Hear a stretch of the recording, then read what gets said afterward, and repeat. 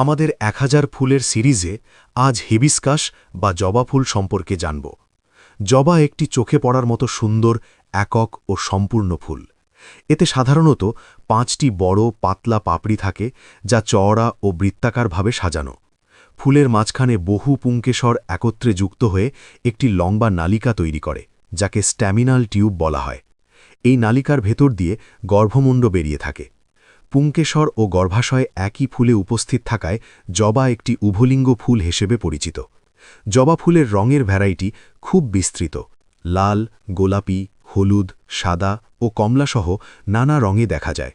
প্রতিটি রং আলাদা প্রতীক বহন করে, যেমন লাল আবেগ ও শক্তির, গোলাপি কোমলতার, আর সাদা শান্তি ও পবিত্রতার ইঙ্গিত দেয়। আমাদের চারপাশে দেখা সাধারণ জবা হিবিস্কাস রোজা সিনেনসিস সাধারণত সুগন্ধহীন, যদিও কিছু বিরল প্রজাতিতে হালকা ঘ্রাণ থাকতে পারে। জবা মূলত উষ্ণ ও আর্দ্র আবহাওয়ায় ভালো জন্মায়। এটি ভারতীয় উপমহাদেশ, দক্ষিণ পূর্ব এশিয়া ও আফ্রিকার কিছু অঞ্চলে ব্যাপকভাবে দেখা যায়। পর্যাপ্ত রোদ, নিয়মিত পানি ও উর্বর মাটি পেলে জবা সহজেই ফুল দেয় এবং দীর্ঘ সময় সতেজ থাকে। জাতীয় প্রতীকের দিক থেকেও জবা গুরুত্বপূর্ণ। মালয়েশিয়ার জাতীয় ফুল হল জবা, হিবিস্কাস রোজা সিনেনসিস, আর দক্ষিণ কোরিয়ার জাতীয় ফুল মুগুম হোয়া, যা হিবিস্কাস প্রজাতিরই একটি ফুল। জবা শুধু সৌন্দর্যের জন্য নয়, এর ঔষধি ব্যবহারও রয়েছে।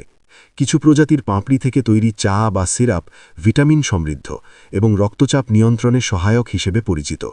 ধর্মীয় অনুষ্ঠান, পূজা, বিয়ে ও ঘর সাজাতে জবা ফুল বহুল ব্যবহৃত হয়। বিশেষ করে দক্ষিণ এশিয়ায় অনেক ঘরে প্রতিদিনের প্রার্থনায় জবা ফুল উপহার হিসেবে রাখা হয়। সব মিলিয়ে সরল গঠন, উজ্জ্বল রং ও সাংস্কৃতিক গুরুত্বের কারণে জবা ফুল সৌন্দর্য, শক্তি ও সৌভাগ্যের প্রতীক হিসেবে বিশ্বজুড়ে পরিচিত।